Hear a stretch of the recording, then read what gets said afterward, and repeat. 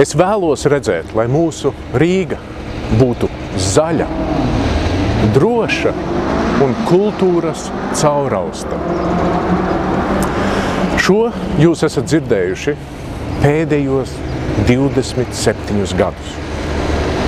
Un, protams, ir labi runāt par sapņiem, bet mums ir jāsaprot, kas Rīga ir šobrīd.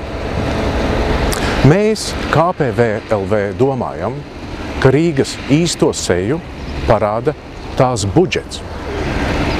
Lieliskas vērtības, zaļa Rīga. Rīga vidēji pagājušajā gadā veltīja 0,4% no sava budžeta. Ekonomiskā darbība 26%. Drošība un kārtība 2% no budžeta.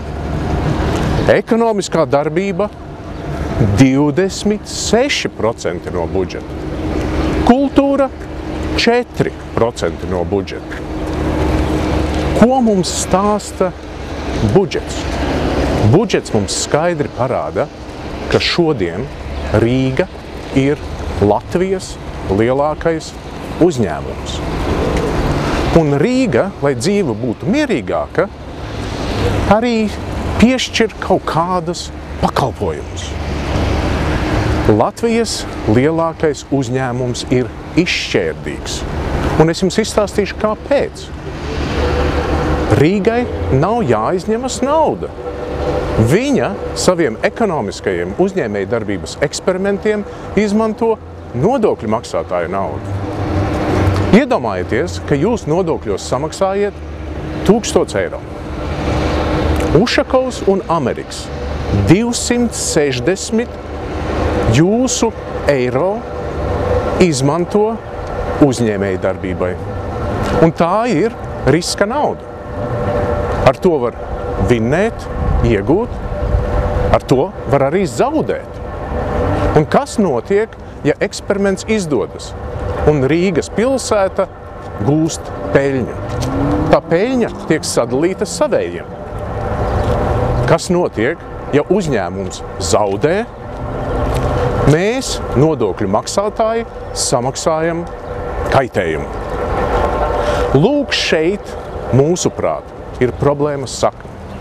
Ja mēs gribam redzēt Rīgu zaļu, drošu un kultūras cauraustu, mums ir jāsāk strādāt ar budžetu, ar tarifiem, ar licencēm, ar procesiem, kādā veidā šīs ikdienišķās lietas tiek kārtotas. Jo redziet, rīdzinieki sūdzas par to, ka pilsētā ir bardaks. Kas vienam ir bardaks, otram ir iespēja. Par korumpantiem nepiedzimst. Par korumpantiem kļūst, kad saprot, ka nesakārtotā sistēmā var paslēpties. Nesakārtota sistēma dod anonimitāti. Mūsu konkurenti jums daudz sola. Viņi sola miljardu nākamgad. Tas ir ar 9 nullēm rakstāms. Es praktiski domājot, nezinu, kā viņi to var izdarīt. Daudzi sola citus labumus, bet mēs tā nedomājam.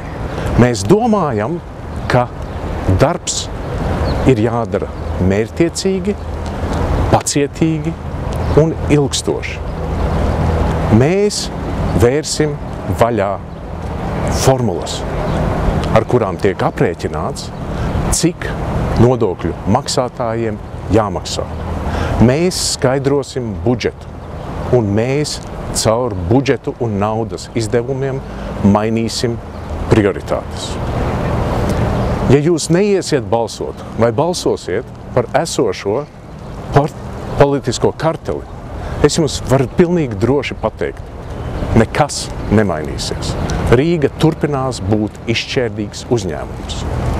Es jūs aicinu balsot par jaunu spēku, kurš domā citādāk. Ja jūs balsosiet par vecajiem, jūs dabūsiet 3 reizes sildītu politikas zupu. 3. jūnijā ejiet balsot. Balsojiet par pārmaiņām.